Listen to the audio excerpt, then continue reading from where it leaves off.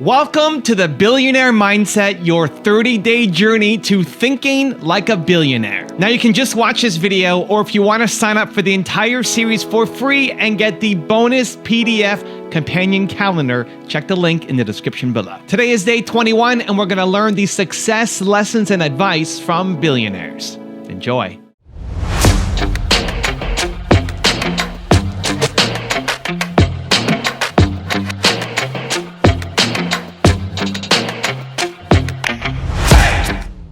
Young people globally who want to be like Elon Musk. What's your advice to them? I think that probably they shouldn't want to be. You? I think it sounds better than it is. Okay. Yeah, it's not as much fun being me as you'd think. I don't know. You don't think so? No. There's definitely, it could be worse for sure, but it's,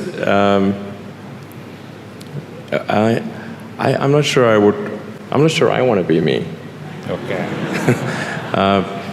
But if,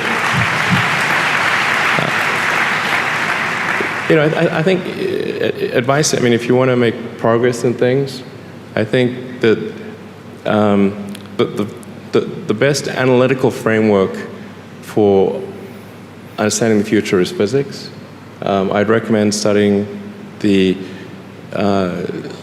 thinking process around physics, like not the equations. I mean, the equations certainly they're helpful, but the way of thinking in physics is it's the best framework for understanding things that are counterintuitive,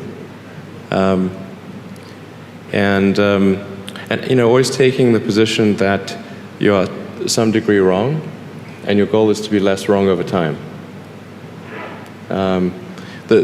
I think one of the biggest mistakes people generally make, and I'm guilty of it too, is wishful thinking. Like you want something to be true, even if it isn't true. And so you ignore the things that, you ignore the real truth because of what you want to be true. This is a very difficult trap to avoid. And like I said, it's certainly one that I find myself in having problems with. But if you just take that approach of you're always to some degree wrong, and your goal is to be less wrong, and solicit critical feedback, particularly from friends. Like particularly friends, if somebody loves you, they want the best for you. They don't want to tell you the bad things. So you have to ask them, and say, really, I really do want to know, and then they'll tell you.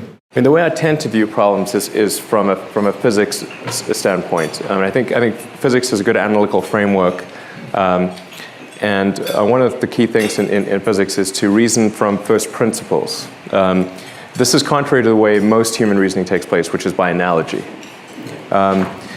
Reasoning from first principles just means that you figure out what are the fundamental truths or things that people are pretty sure are fundamental truths. And can you build up to a conclusion from that, from those principles, and then certainly if you come up with some idea and it appears to violate one of those fundamental truths, then you're probably wrong, or you should get a really big prize or something like that. So this may seem like, I don't know, it may seem sort of obvious when it's explained, but it's actually not what people do. Reasoning by analogies is helpful because it's a shortcut. Yeah. And it's mostly correct, but it tends to be most incorrect when you're dealing with new things, because it's hard to analogize to something really new. The physics training is a very good training, where it's a good framework for reasoning, where you're trained to think about first principles and reason from there. And that means boiling things down to the most fundamental truths, and then connecting those truths in a way to try to understand how reality is. Because physics has this problem where they're trying to figure out things that are totally counterintuitive. Yeah. And so they had to have a framework for getting there. Like quantum mechanics is incredibly counterintuitive, yeah. But it's true. And so so physics developed a framework for figuring out things that aren't obvious. And that's why I think it's a lot of advice, but it's the right framework. You must find a way to serve. Martin Luther King said that not everybody can be famous, but everybody can be great because greatness is determined by service. Now, we live in a world where everybody wants to be famous and where we admire people for just being famous. We think being known brings us value. The truth is, all of that will fade in time. In 3 years, you won't be able to name the housewives of Atlanta.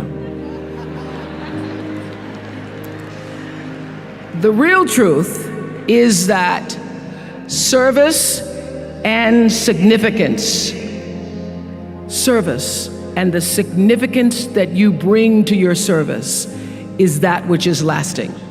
So to be able to, whatever your occupation or job or talent or gift is, our honorees today getting doctorate degrees, to apparently opposite fields, HIV and AIDS and the spoken word. But what they have in common is service, using the spoken word in service to community and the world, using your knowledge and information about HIV and AIDS and medicine in service to the world. And if you look at all the most successful people in the world, whether they know it or not, they have that paradigm of service. Everybody's talking about Mark Zuckerberg and the IPO. Service. Jay-Z rapping. Service. Through the word, to people, through song. For many years, I was really just happy to be on TV, and people would stop and say, "Oh, you on TV?" "Yeah, I'm on TV. I like being on TV. It's a nice job." And it was about the time that I received my honorary doctorate from Spelman around 1993. So I don't know if that had something to do with it. I thought of myself as Dr. Winfrey. That I went back and I took a long look at what it was I was doing on TV and made a decision that I was no longer going to just be on TV, but I was going to use TV as a platform, as a force for good, and not be used by TV. And I will tell you, my decision to make that significant change in the way I operated on television, using television as a service, changed my career exponentially. Service through medicine, service through art, using whatever it is you produce, your product, as a way of giving back to the world. When you shift the paradigm of whatever it is you choose to do to service and you bring significance to that, success will, I promise you, follow you. Service and significance equals success. When I first started making money, and it was, my salary or my earnings were published all over the place. I mean, the first year I was like, really? Did I make that much money? Oh my God. It was very difficult for me to figure out where my boundaries were because I'd grown up poor and didn't have anything. So it's easy when you don't have anything and people ask you for money. And they say, I need $500. You say, I don't have it because I'm just trying to get my rent paid. It's harder when your multi-million-dollar salary is now in the paper and you get a lot of friends and cousins you didn't have before. So how do you set boundaries for yourself? I was having trouble setting boundaries for myself for even strangers. People would just show up at my door in Chicago and say, oh, bro, I left my husband, please help me. And I would, because she knows I have it. So don't try that now, though, okay? Don't try that now. I figured it out. So what I learned is that, the reason why people keep showing up is because my intention is to make them think that I'm such a nice person that you can ask me for anything, you can get me to do anything. I'm going to say yes, I'm going to say yes. So when Stevie called me this time, I thought I'd try out my first no on Stevie. Let's start big. He wanted me to donate some money to a charity, and I didn't want to donate to the charity because I have my own charities and I care about a lot of people, but the problem is when you have money, everybody thinks you just want to give to everything. So every letter I ever get starts with, "We know you love the children." Yes, I do love the children, but somebody else is going to have to help the children. So I said to Stevie, no. And as a person who has that disease to please, I was waiting for him then to say, "I will never speak to you again. I will never call you. I will never sing a song for you." And he didn't. He just said, "Okay." "Okay? Okay, it's okay?" He said, "Okay, check you later." And what I learned from that is, many times you will have angst and worry about things and put yourself in a state, like someone said this morning because their phone went off, they were mortified over a phone. I said, really? You will put yourself in a state when the other person really isn't even thinking about you. So learning that I could specifically determine for myself what the boundaries were for me, what I wanted to do, give my money, give my time, give of my service to who I wanted to give it to when I did, that I get to make that decision. And just because you get 100 requests a week doesn't mean you have to try to fulfill all of that. Just because you have all of these demands on your time and on you doesn't mean that you have to say yes. You get to decide because you're the master of your fate. The captain of your soul, as William Ernest Henley said in Invictus. And understanding that really changed the meaning of my life in that I was no longer driven by what other people wanted me to do, but took charge of my own destiny, making choices based upon what do I feel is the next right move for me. Nobody's journey is seamless or smooth. We all stumble, we all have setbacks. If things go wrong, you hit a dead end, as you will. It's just life's way of saying, time to change course. So ask every failure, this is what I do. Every failure, every crisis, every difficult time, I say, what is this here to teach me? And as soon as you get the lesson, you get to move on. If you really get the lesson, you pass and you don't have to repeat the class. If you don't get the lesson, it shows up wearing another pair of pants or skirt to give you some remedial work. And what I found is that difficulties come when you don't pay attention to life's whisper, because life always whispers to you first. And if you ignore the whisper, sooner or later, you'll get a scream. Whatever you resist persists, but if you ask the right question, not why is this happening, but what is this here to teach me? What is this here to teach me? It puts you in the place and space to get the lesson you need. My friend Eckhart Tolle, who's written this wonderful book called A New Earth, that's all about letting the awareness of who you are stimulate everything that you do. He puts it like this. He says, don't react against a bad situation, merge with that situation instead, and the solution will arise from the challenge. Because surrendering yourself doesn't mean giving up, it means acting with responsibility. Okay, many of you know that, as President Hennessy said, I started this school in Africa. And I founded the school where I'm trying to give South African girls a shot at a future like yours, Stanford. And I spent 5 years making sure that school would be as beautiful as the students. I wanted every girl to feel her worth reflected in her surroundings. So I checked every blueprint, I picked every pillow, I was looking at the grout in between the bricks, I knew every thread count of the sheets, I chose every girl from the villages, from 9 provinces, and yet last fall I was faced with a crisis I'd never anticipated. I was told that one of the dorm matrons was suspected of sexual abuse. Well, that was, as you can imagine, devastating news.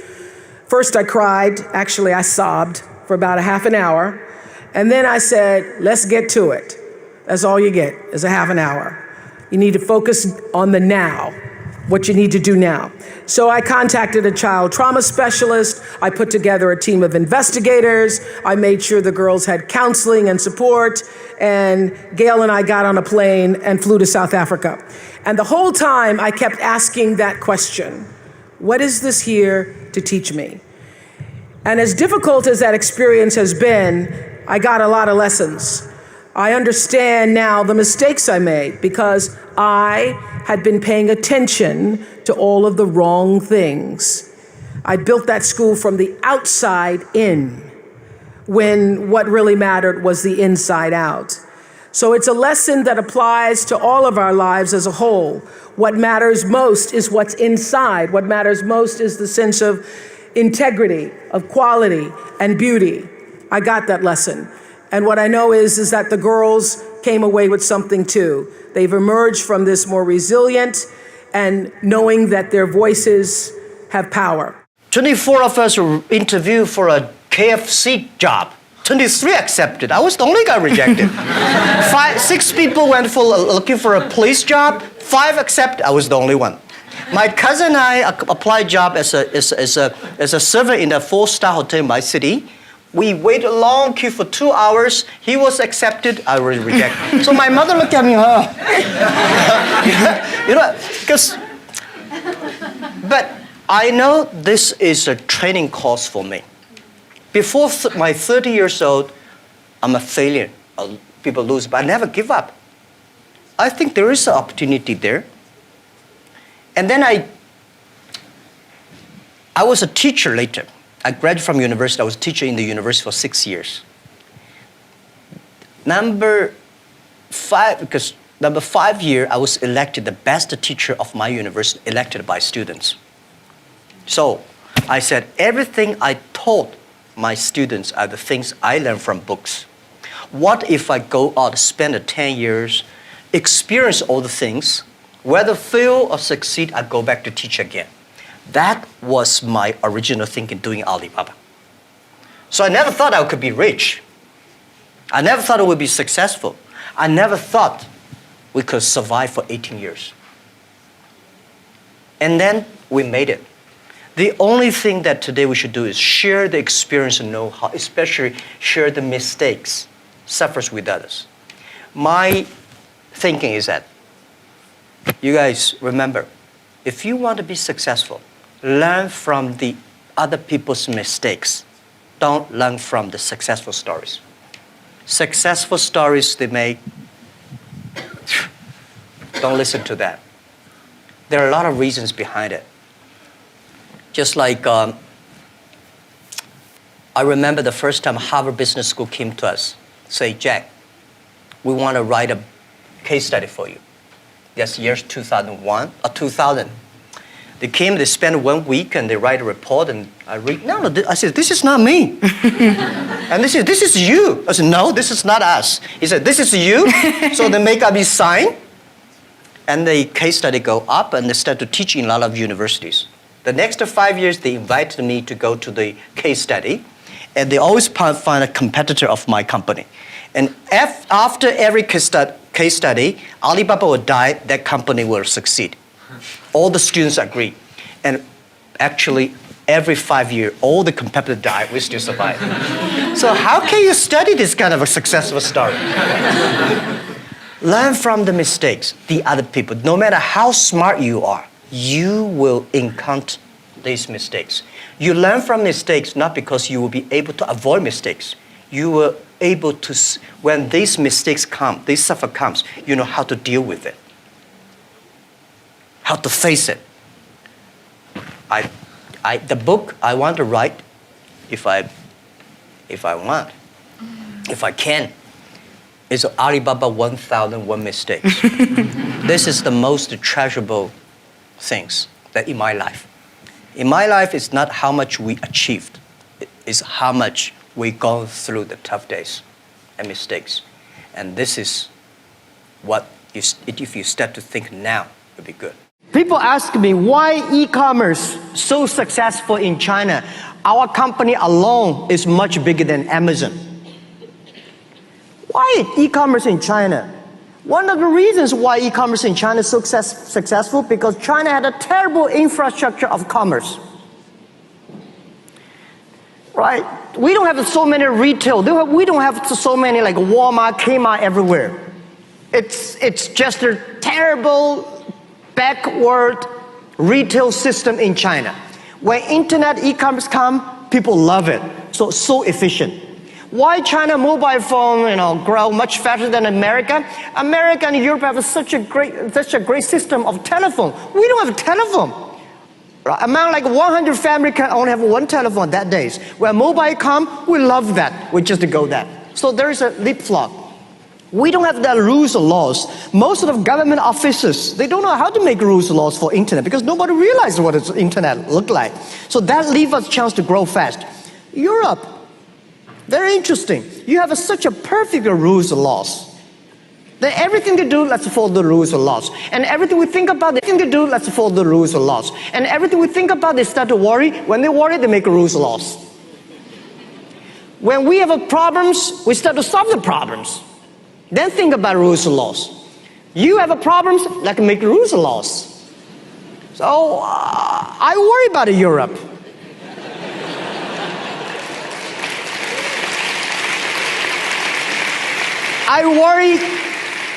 I worry about the worries of the Europe.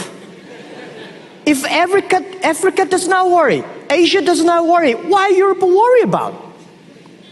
Right? You don't have solutions for artificial intelligence. They're going to destroy a lot of things, human life. Forget it. Let me tell you, artificial intelligence. I think we, Alibaba, using artificial intelligence to arrest and catch a lot of thieves. My theory, I told my engineers, I said, now, when you love somebody, you may not have reasons. But when you hate somebody, you have logic and reasons. When you have logic and reasons, machine can always do better than that. So we have trillions of dollar transaction on Alipay every day. A lot of people want to steal the money. How can you oversee when you have like 1 billion users using that? There are so many cheatings. Human being cannot do it. So we teach machines to catch all the thieves. Machine never forget. No matter how smart you are, one person can create 10 ways of cheating. You are the smartest person in the world. But we teach the machine every way, everything we discover from other people. The machine can remember over 100,000 ways of cheating. When you start cheating, machine finds you. So one way, bad guys using artificial intelligence doing bad things. Other thing, we using artificial intelligence to catch bad guys. So there is always yin and a yang balance. How you see the world. If you see technology revolution is a problem, I'm sorry to say the problem just started. If you think it's an opportunity, the opportunity just started. The only thing is your mentality. If the mentality is about to worry, you worry all the time. By the way, all the entrepreneurs, if everything's ready, everything's perfect, why they need you? Because there is worries, because there's problems, because of there's no this, no that. That is your opportunity. That is our opportunity. And keep on that. You believing you can do something, little by little, 10 years later, you will be different. That's who we are. Amazon, one of the things we try to do is have multiple paths to yes. And so here's a little thought experiment for you. If you are a junior executive at Amazon, and if Amazon did this in the typical kind of corporate hierarchy way, you had an idea. You need to get your boss to greenlight that idea, and then your boss's boss needs to greenlight that idea, and then your boss's boss's boss needs to greenlight that idea. There are probably 5 levels or more before that idea gets the go-ahead. Assume instead that you're an entrepreneur with a startup company idea and you need venture capital. You go to Sand Hill Road and you go to the first venture capitalist and they tell you no. And you go to the second one and they tell you no. Maybe your 20th one tells you yes. You got 19 no's and 1 yes, and you're still good to go. So that venture capital model there's multiple paths to yes. There were 20 people who could give you a yes, and it didn't matter how many gave you a no. So if you want innovative thinking, you have to think about how can we you want a large number of high judgment people empowered to greenlight things. You want multiple paths to yes. And you want a system where, as a junior Air Force officer with a good idea, the first 5 people tell me no, and somehow I can still go pursue that idea. So you got to figure out, that's an organizational challenge that big organizations have to figure out a way to do. And by the way, I get, this happens all the time. I'll say, I don't think that's a good idea, but somebody else will greenlight it. And I'm fine with that, because usually the cost of the experiments is pretty small. Things only get expensive when they work, right? Once something works, you're like, whoa, we need to double down on that. And then the spending can get heavy, and then those become big consequential decisions, and that's where the hierarchy and using the judgment of the most senior people to me, this really helps. Now that you have about 600,000 employees, I calculated you're adding about 250 people a day. You've mentioned that you're trying to fend off day 2. Yeah. And you've said that day 2 is stasis, followed by irrelevance, followed by excruciatingly painful decline, followed by death. That is why it is always day 1. Yeah. How's that work? Well, so day 1, this is a phrase that we use at Amazon all the time. I've been using it in my first annual shareholder letter from 20 years ago. And we say it's always day 1. And it needs to be day 1 for the reason that you just mentioned. And so the real question for me is, how do you go about maintaining a day 1 culture? It's great to have the scale of Amazon. We have financial resources, we have lots of brilliant people, we can accomplish great things, we have global scope, we have operations all over the world. But the downside of that is that you can lose your nimbleness, you can lose your entrepreneurial spirit, you can lose that kind of heart that small companies often have. And so if you could have the best of both worlds, if you can have that entrepreneurial spirit and heart, while at the same time having all the advantages that come with scale and scope, think of the things that you could do. And so the question is, how do you achieve that?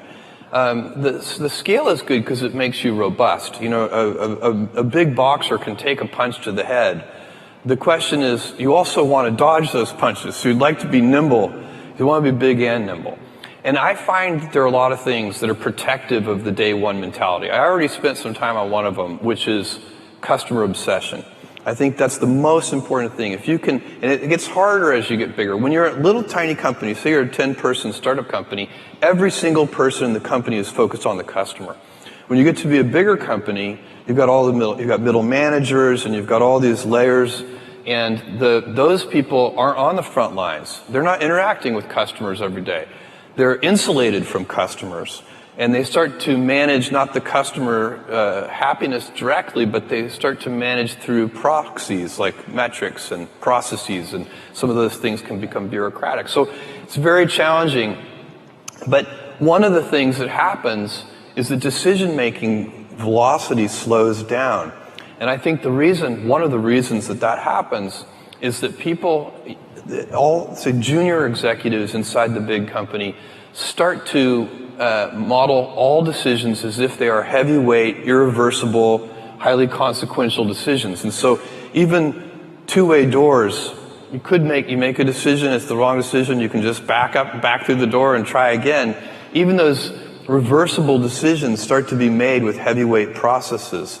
And so you can teach people that these pitfalls and traps, and then teach them to avoid those traps. And that's what we're trying to do at Amazon, so that we can maintain our inventiveness and our heart and our kind of small company spirit, even as we have the scale and scope of a larger company. I advise students, as much as possible, look for the job that you would take if you didn't need a job. I mean, don't sleepwalk through life, and don't say it's all going to be great. I'll do this and I'll do that, and I'm just marking time till I get to be older. That, as I've told people, that's like saving up sex for your old age. I mean, it just is not it is not a good idea. Yeah.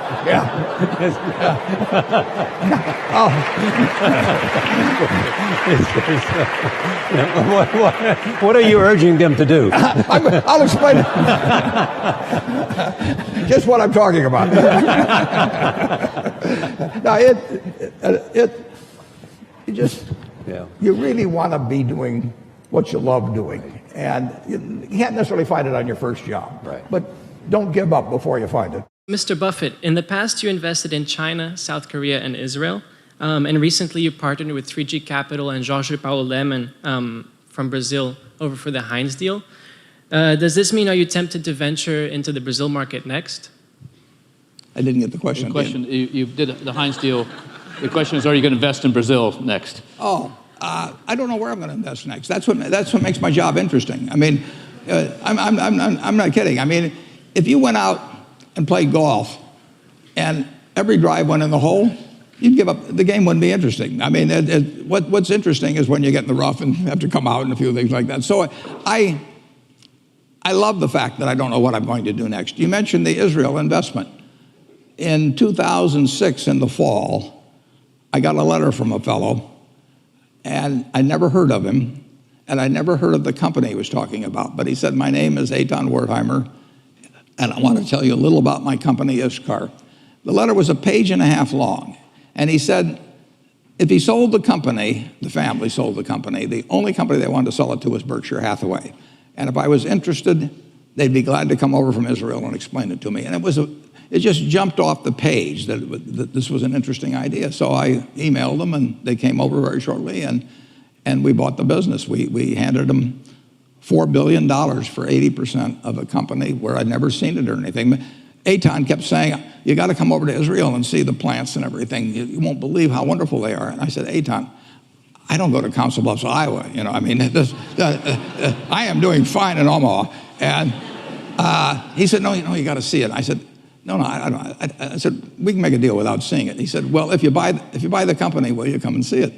I said, if we buy the company, I'll come. So we bought the company, and I went over there, and it's true. I've never seen plants like this. It was the greatest operation I've ever seen. And Eitan said to me, he said, that's why I want you to come over to see these things. I said, listen, Eitan, if I'd come and seen them, I'd have paid more money. So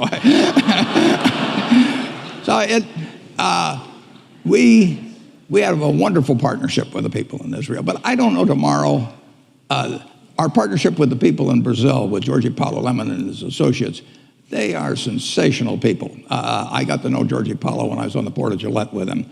And the opportunity to buy into a wonderful business like Heinz and to be partners, and they'll do all the heavy lifting. They run the place with Jorge Paulo and his associates. I mean, it's a great opportunity for us. And I don't know what the opportunity will be tomorrow. With Jorge Paulo, as last December, I was going out to Boulder, Colorado, where he had a group that met, and he said, I think I've got an idea might interest you when I get out there. And so I went out there, and as we came back on the plane, he explained what he was thinking about in terms of Heinz, and I said, count me in. And I will tell you one other thing, which is quite impressive about him. After I said that and went a little further in the thing, he sent me a one-page governance description of how it would work between the two of us, and he sent me a very brief description of what he thought would be a fair deal for both of us. I didn't have to change a word. I mean, those are the kind of people you like to associate with. All of you in this room have the brains to do extremely well in life. You've all got the energy to do extremely well in life, and then the question is, how do you apply it? If you've got a 200 horsepower motor, do you get 200 horsepower out of it? Do you get your full potential, or do you get 100 horsepower or 50 horsepower? Now, there's two things that can hold you back in getting the full horsepower out of your engine, whatever it may be. All of you have big enough engines. And one of those is a lack of education, but that probably isn't going to happen to very many people in this room. if you did have a lack of education, if you didn't have a chance to get a decent education in life, it wouldn't make any difference what that potential was because you'd never unlock it. But the second most important thing, and equally as important, is in terms of the habits that you develop, in terms of what you do with yourself. When we hire people, we look for three qualities. We look for integrity, we look for intelligence, and we look for energy. But if they don't have the first one, integrity, the other two will kill you. Because if you're hiring somebody without integrity, you really want them to be dumb and lazy, don't you? I mean, last thing in the world you want for them is to be smart and energetic. So smart and energetic only goes with integrity. But the nice thing about you make your own decision on that. You can't change your IQ or how far you can throw a football or how high you can jump or the color of your hair very easily.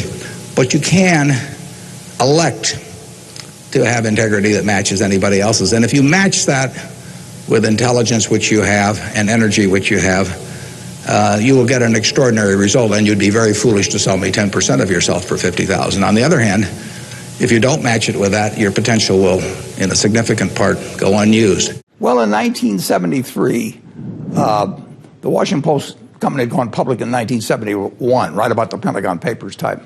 But in 73, the Nixon administration was, through B.B. Rebozo, who was a pal of Nixon's, they were challenging the licenses of two of the Florida television stations the Post owned. So the stock went from 37 down to 16.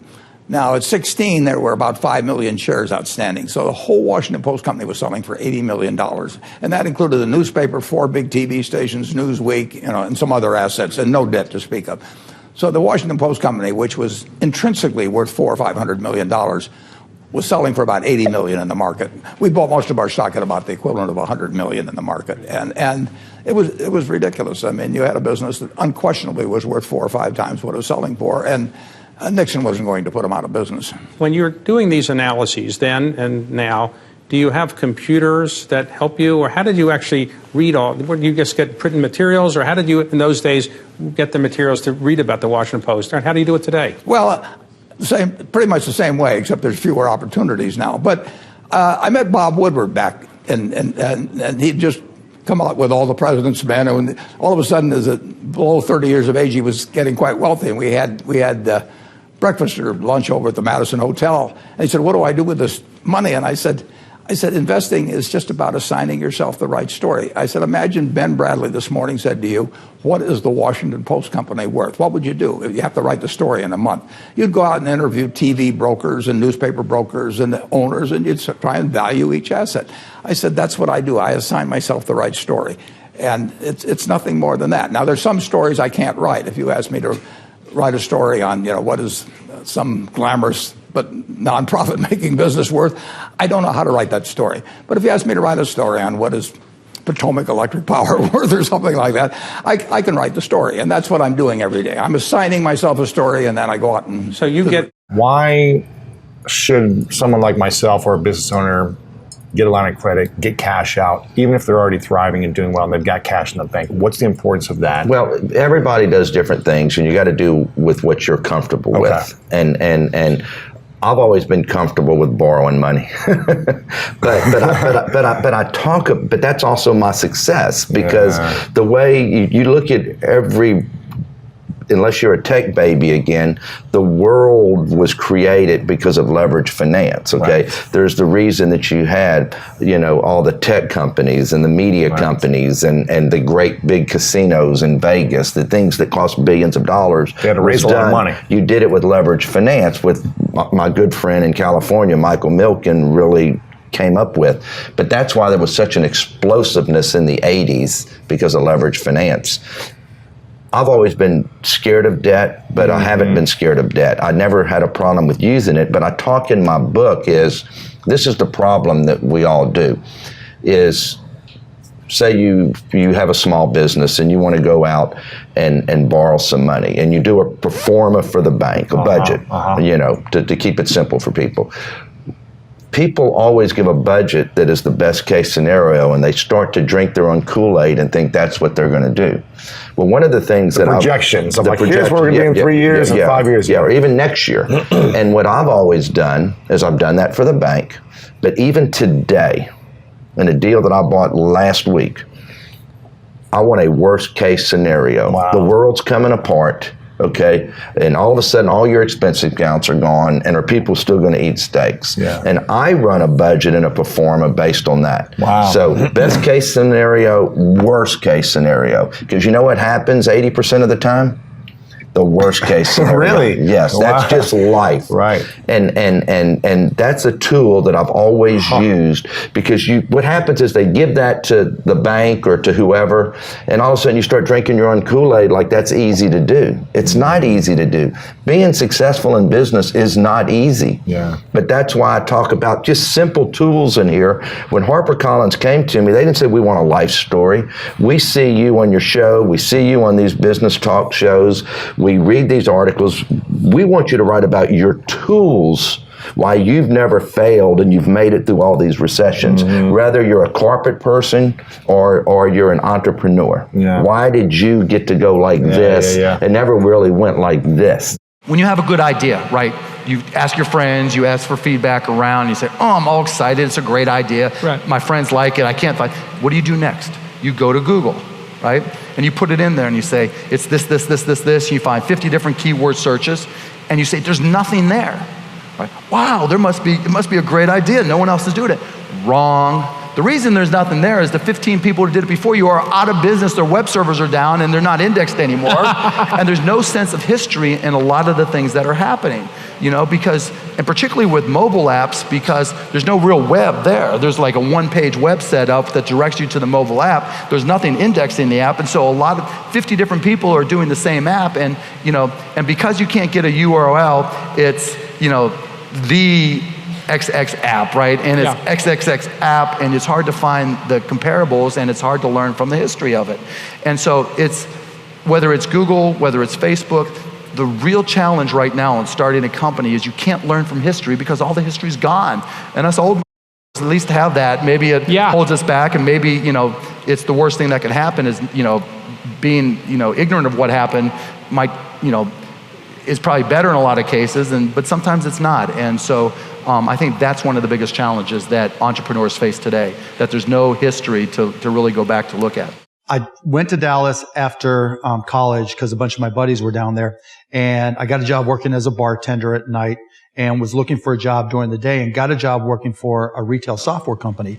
And this was in the early days of PCs, and was doing okay there. And then about 9 months in, I made, let me add, I was living 6 guys in a 3-bedroom apartment, and I was sleeping on the floor.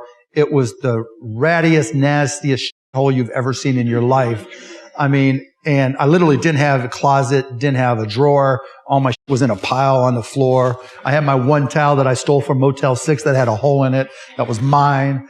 And so I was trying to grind it out and learn tech, which I really realized that I loved. And I one day I called up my boss, a guy named Michael Humecki, Humecki. And I said, Michael, I've got this deal I'm going to close. Now it's $1,500 commission to me, which meant I can move out of the show. And so I said, now one of my responsibilities was to open up the retail store, you know, make sure the door was open, the floors were clean and all that kind of stuff. I said, look, I've got this big deal. I want to close it. And he said, no, you need to be at the store. I'm like, I got someone to watch. He goes, no, you need to be at the store. So I made the executive decision that if I went and picked up a $15,000 check for this company, Your Business Software, he would see the light and all would be good. And I'd have my $1,500 commission. Fired my ass. Seriously, Michael Humecki. And so... I'm assuming you've spoken to him since then. Or one time, literally, after Broadcast.com went public, he sent me a letter asking if I would invest in his company. You should bring him on Shark Tank. Anyway, so that was the only time I've talked to Michael Humecki. And so... There's a Shark Tank company from last season called Mush, right? Cool stuff. It's like this oatmeal that they packaged. It's fresh dried oatmeal that they packaged with a little spoon, and it has to be refrigerated, but you just grab it and go. And the response was great from the show.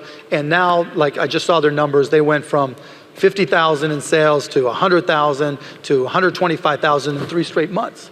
It's not scale, but they're growing, right? And they all of a sudden are like, okay, we got to go raise money and we got to do yada, yada, yada, right? Scale is hard not just because of the economic cost, but also because of the people cost and the mind share cost.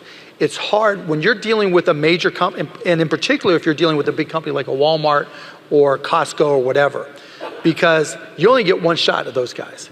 And so like I told Mush with Whole Foods, they're interested. I'm like, you're not ready. You're not ready. You have got to crawl before you ball, you know, and so I told him it's going to be painful not to go after that big customer, but think about what happens if you go after it and A, it's going to take capital you don't have and you're going to borrow it, or B, it doesn't work out and they return it all. Then all of a sudden you're out of business. And so you're right that you need capital to scale, but you also need the confidence that you can scale and that you can keep your customers happy. And so I always tell people, get to the point where you've taken care of the customers that you can take care of. Once you can demonstrate that, then you can get smart money, and you're talking from a position of power. And then you can go to the Walmarts of the world and the Costcos, and you may not even have to raise money. They may even provide PO leverage or PO support or connect you with a bank that does. And so I guess what I'm saying is don't get too far ahead of yourself, because sometimes sales can be a lot more expensive than you think they are. And you've got to be careful. I've seen several of my Shark Tank companies try to get too big too fast, and it almost put them out of business. Nice is way undervalued. You know, particularly in this day and age, you know, if you turn on the news, everything seems like it's going to get blown up, right? Being nice just makes life so much easier. And look, I learned the hard way. I had to have my partner, Todd, came to me one day and he goes, I like to curse. He goes, I don't care about cursing, but you curse too much. Not everybody's as accepting as cursing as you are. Calm the down. And I took that to heart. Not so much the cursing part, but it became apparent to me that the nicer I got, the more effective people around me got, the more productive they got, the more sales we had. I was undervaluing nice. You know, I started my first company after I got fired from a job, and I was 24, just turned 24. My first real company, if you will. And I was always go, go, go, go, go, all consumed, right? Live it, eat it, sleep it, breathe it. And I knew people couldn't keep up or work as hard, as many hours as me, but I wanted them to. And we were successful, and we didn't have much turnover, but I could have done a better job if I were nicer. And broadcast.com, I got a little bit nicer, right, as things. But then once I got to the Mavs and some of these other companies, and Todd reminded me, you know, and really told me, you know, just nice works. And so when you find yourself going to work, when you're finding yourself dealing with customers, when you're finding yourself making decisions, we all get that agita, right? That feeling in our stomach, that tenseness, that stress at various points in times that we all have to go through. But sometimes you just need to calm the down, right? Take a deep breath and be nice. Because you'll find out that people will do much more. If you reduce the stress of people and you're nice, you're going to have such a huge advantage. No matter what your technology is, no matter how it compares, even if it's a download for an app, people will still have to deal with you. Your culture will come through. Being nice, being supportive, reducing stress, that all comes through even in an app. What advice would you have for managers or companies that are really working through change and struggling? Let me define creative destruction, or I will use Schumpeter's definition. Here's the way he put it. It is not price and output competition which counts, but the competition from the new product, the new technology, the new source of supply, the new type of organization which commands a decisive cost or quality advantage and which strikes not at the margins of the profits and the outputs, but at their foundations and their very lives. So that's what we're talking about here. This is not life or death for us individually, but life and death for our businesses and our jobs. And so what we do to communicate this is get all our employees to understand that change is a risk for all of us. But not changing isn't a risk, it's suicide. It is a certainty that you are going out of business, and you are going to, if you're an individual employee, if you're not changing and improving and working on that every day, you're not going to have your job. Whereas if you take what you think are risks and you find a way to eliminate most of your job, because there's a way to do this more efficiently or to bypass, do it a completely different way. Here at Coke, you're not going to lose your job. You're going to be a hero. We started, there's like a CPA, a chartered, accountant, and there's the CFA, chartered financial analyst. There was nothing for financial risk managers. You couldn't get certified. So I was talking to my boss and became a friend, and I was like, why don't we just kind of create an exam for risk managers, because it doesn't exist. And he was kind of like, yeah, well, you literally created an industry. Yeah, how do you create an exam? And so we started talking to people, and basically they're like, well, you can't just create a certification. They're like, who are you? You're like 24 years old. You can't just start an exam. Like, who's gonna accredit it, or who's gonna? And I said, no, we'll start an association. Wow. And a not-for-profit association, and that association will credit it, and then we'll kind of do the exam. And so everyone's like, that's crazy, you can't do it. So I said, forget it. I'm jumping in. What we're gonna do is we're gonna set up a website, we're gonna put up a date for the exam. The first thing we did was a date. We just picked a date, like it's May, whatever, I don't remember the year, 98. Here's the date, it's New York City, actual date, and here's the outline of all the things that are gonna be on the exam. Send a check for $500 and you got your seat, and then that's it. And so we just put it up there. And all of a sudden we started getting checks. People started sending checks. And it was just like, so we looked at each other like, I think we need to write this exam now. Oh my gosh, there was no exam at the time. No, it was just, we just started with the date and the agenda for the topics. Yes. And we started getting all these checks, and we got 34 checks, $17,000, and 34 people. And so we decided, so me and Lev sat down, and we spent weekend after weekend, nights and things, writing this entire exam on every topic. And we gave also recommended readings as well. And then we went to New York City, we rented out a place, and we administered this exam to 34 people. And then we went home and corrected it. We decided where the pass-fail was. We sent certificates to the people that passed. And now today, it's still in like 50 countries around the world. There's like thousands of people taking this exam. You're a trip, man. Like no, but it's just a great. I'm just saying that only because people think that when you start something, it has to be like buttoned up, or you need to have a plan, or you need to know your next step, or whatever. And what I always say is, just take the biggest step you can with your next move. I worked at McDonald's, I got fired. I worked at a furniture store, I got fired. I worked in a car dealership, I was fired 6 times from the same guy. I just quit leaving. And I've been fired so many times, I finally figured out how to get fired and keep my job. I mean, really. So talent. I'm a sales guy not because I wanted to. That was not something I wanted to do. My dad was a sales guy. My dad told my mom before he died, tell those boys to learn how to sell. He knew he was going to die. And he's like, tell those boys to learn how to sell and they can go anywhere. I didn't know that. My mom didn't tell me that until I was like 25, 26 years old. And I had to take a sales job. She wanted me to be a professional. So I went and got an accounting degree, got out of college. There was 25% unemployment. I didn't know it. I didn't know anything about sales. I didn't go to college to become a salesman. But it was the only job I could get when I was 25 years old. It was be unemployed or take this job selling Toyotas. Mm-hmm. I didn't even know what a Toyota was. This is years ago. Toyota wasn't even a thing yet. And So I took this job that I thought it was just going to be a temporary job. I said, okay, I'm going to do this until I can get a real job. And that ended up becoming my career. I actually hated sales because all the jobs I had outside of McDonald's were part-time sales jobs. I sold clothes.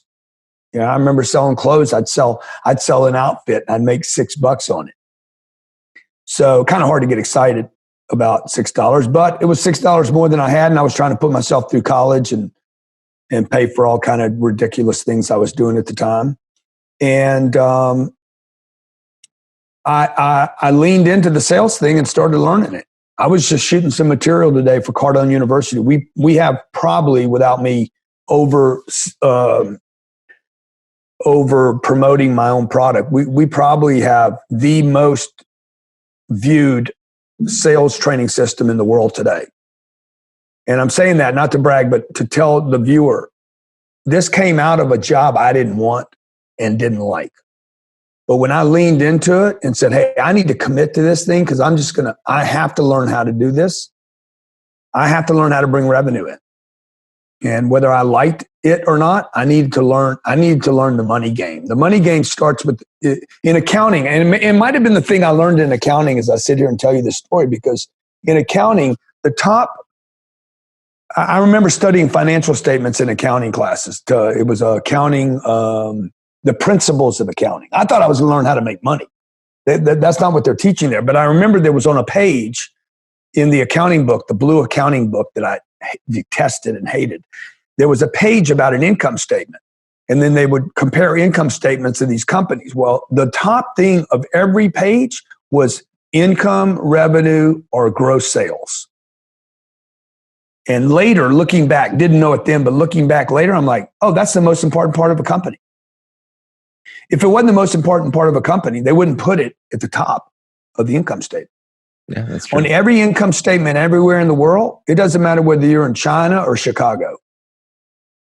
The top 3 lines, they might be different words there. It is all describing gross sales, revenue by department, gross domestic product, how much revenue is coming through a country. That is what determines whether or not a household, a department, or a company is viable. And I had been fighting the top 3 lines of my personal financial statement, which everybody has one. And it's called sales. So once I leaned into it, boom, I started making money, man. It was literally that simple. I'm going to learn how to bring revenue into my household. I was 25 years old, had no money, lived in an apartment. My rent was $275 a month. I was late on it 4 times a year. Every 3 months I was late because I'd go up and down. And when I leaned into it, all of a sudden, hey, I made an extra $1,000 when I was 25 years old. I'm like, wow, that was the most important money I've ever made in my whole life, because it gave me an idea that I could control my income. What were the lessons you learned, starting from essentially zero, having no money, no context, no relationships, no opportunities in a town that you went to for this show? What did you realize were the keys to actually making money, even if you didn't have any? Well, as you see the show, you see that I actually never make any money, right? So the 2 girls, they actually they follow 3 of us, and the 2 girls went out and got a job in the first week. And I'm not saying that's right or wrong, or my way's better or worse, but they are strategies. Okay, they're different strategies. I was not there to get a job or to earn money. I was there looking for one thing: opportunity. I never spent time looking for money, ever, the entire 90 days, okay? I'm not looking for money. I was actually looking for contracts through the contacts. I wasn't looking for money because I knew the evaluation of the company in the last segment. An evaluator will come in and determine what my company's worth, my new company, right, that I created. And at that point, I just need to validate to him, dude, my company's worth this based on that. The entire 90 days, I never touched the first 100 they gave me. And this was to prove to people, dude, you do not need money. Like, it's not true you need money. You do need contacts. You need people. You need relationships. You need people. You need the right people, though. The right people that are already in play. Okay? Just because a guy's got money, I remember a billionaire friend of mine, he could buy a jet. And I said, hey, Bob, should I buy a jet? He said, you should, I shouldn't. Meaning Grant should, and he's way wealthier than I am. He could have bought 40 of them. He's like, I don't have a place to go in mine. You could use yours every day. So you got to find somebody that's in place, somebody that not just has money, but somebody that wants to do more with their money. So you'll notice in the first 10 days, I don't spend any money. I don't spend money on shelter, not on food, and not on water. Nothing. Then what I do is I end up accumulating assets. And it's unfortunate that the viewer doesn't see this. Within 5 days, I have 2 vehicles. One was given to me by Discovery, and the other one was a $40,000 Jeep that I basically used from Ryan, this guy I met, and told him, I'm going to sell your Jeep. I'm going to drive it around town and put 10 miles a day on it, and I'm going to sell it. Well, that's a $43,000 asset. My truck was worth $4,000. I still had my $100. I lived in a $46,000 RV that I was trying to sell. So, what's the other thing I did? And I picked up $10,000 to do in a 15% partnership in the equity of the upside of this guy's company. So literally in 10 days, I was accumulating contacts that could get me equity. And the important part of that story is, man, go get you some equity. Jay-Z talks about this. You're getting, so many of you young brothers are getting an advance while I'm picking up the equity. Now I've got some special bonus clips that I think you're going to enjoy. But before that, it's time for the Billionaire Mindset question of the day. I want to know, what was your single biggest takeaway from this video and your plan of action for the next week? Also, if you've already got your Billionaire Mindset Companion PDF calendar, get ready for another amazing video tomorrow. Or if you don't have it yet, you can get it for free in the first line of the description below. And if you're enjoying this Billionaire Mindset series, give me a hashtag Billionaire Mindset in the comments below so I can celebrate you. What do you say when you see yourself in the mirror? When it's just you, when you're all alone, it's just you see yourself in the mirror, what do you say? Do you say great things or do you beat yourself up? Most people, they might act confident and seem like they have it all put together, but secretly they're fighting their own battles, and at home, in private, the comfort of their own home, they're their own worst enemies. The secret is to be your own biggest critic as well as your biggest fan. The push you give yourself has to be from a place of love and potential, not lack and despair. So I recently posted on Instagram a little cartoon of me passing by a mirror, and you see my reflection in the mirror, and the caption says, I love you. And then I challenge people to say, hey, what do you say to yourself when you look in the mirror? And giving them an 18-day challenge to say, every time you see a reflection of yourself, to say something positive, whether it's I love you or give yourself a compliment, something positive, because I think most people live in the land of negativity. All we see is all the negative things that we're doing and all the things that didn't work out and things that could have been better. And that can actually be very healthy. I think you need to be your own biggest critic. I think you need to have higher standards for yourself than what you're currently doing. But it only works, being your own biggest critic only works when it's based off a foundation of love. When it's based off a foundation of I am an amazing human being and I love myself and I suck at all of these skills. The problem that most people have is you see that you suck at a skill, that you didn't get the result, that you're not good on camera the first time you go out. You didn't get the result, you didn't land the sale, you didn't make the deal, you didn't get the date, whatever it is, you didn't get the result, and then you think that you suck as a human because you don't have the skills. It's the opposite. You're amazing as a human. It has to be from a foundation of love, that you love yourself and that you suck at the skills. And then you can beat yourself up over, how do I get better? How do I improve? How do I acquire the skills? How do I move forward towards my goals? Most people are their own biggest critic, but they're not their biggest fan. And I'm gonna give you a 3-step process on how to change it. Step number 1 is take the 18-day Flexi-X challenge. So if you wanna go to evancarmichael.com/flexthex.pdf, you can get the same calendar that I use. It's not here, it's somewhere, it's in my bedroom, so where I usually keep it. And every day for the next 18 days, you challenge yourself that whenever I see myself, reflective surface, a mirror, the cell phone, whatever, I'm gonna say something positive to myself. In fact, just make that your cell phone background. And that when you see your login screen or your home screen on your cell phone background, on your desktop, it says something positive about you. And it's a reminder, I have to say something positive about myself. Just for 18 days, try it. Flexi-X challenge. Why 18 days? Because it takes at least 18 days to build a habit. Science says that it takes 18 to 254 days to build a habit. It's why I have my 254 series, because I'm there with you every step of the way. And the average is actually 66 days of consecutive action. It means no time off, no days off to build the habit. But the minimum is 18 days. So just try it for 18 days. Just try it. What's going to happen in 18 days? The worst is you're saying something you don't believe about yourself for 18. You can handle it. You'll be okay.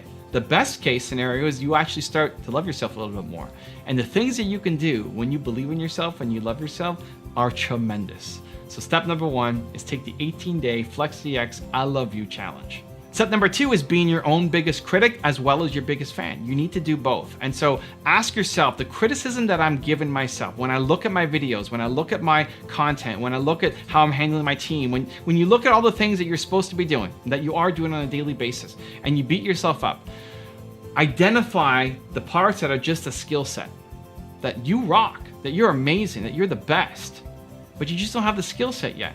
And how do you fix it? How do you acquire the skill set? Through more practice, through more research, through modeling success, that you can get there. So split it up. Having that cognitive ability to say, I'm being hard on myself, but really it's just a skill set that I'm lacking, and I'm awesome, makes a big difference.